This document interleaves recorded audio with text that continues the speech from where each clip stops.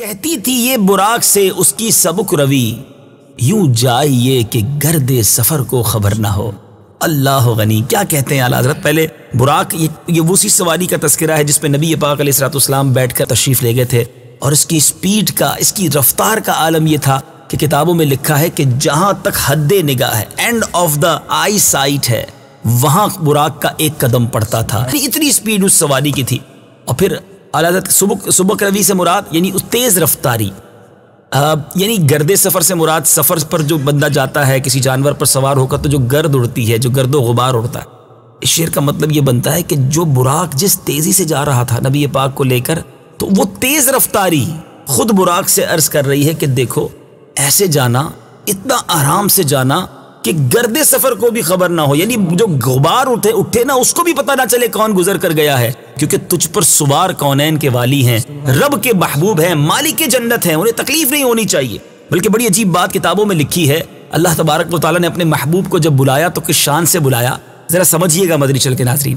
جب کوئی گھوڑے پر بیٹھ جائے اور وہ گھوڑا اوپر کی طرف جائے نا، تو سوار پیچھے ہو جاتا ہے، کیونکہ اس کا برڈن پیچھے کی طرف ہو جاتا ہے، تھوڑی سی تکلیف ہوتی ہے۔ گھوڑا جب نیچے اترے اس طرح، تو اب سوار آگے کی طرف ہو جاتا ہے۔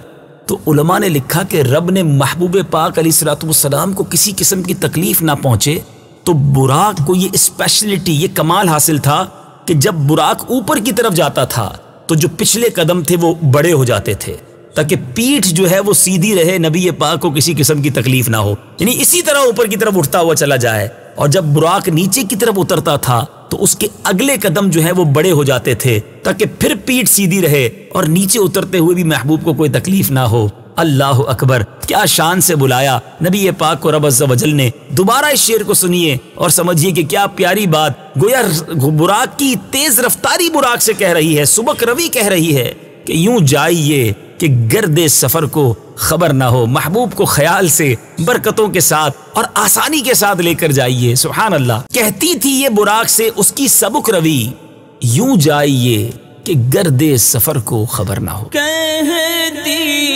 تھی یہ براق سے اس کی سبک روی،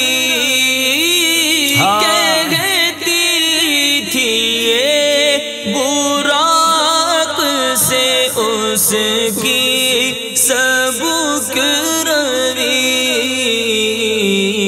یوں جائیے کہ گرد سفر کو خبر نہ ہو، یوں جائیے کہ گرد سفر کو خبر نہ ہو۔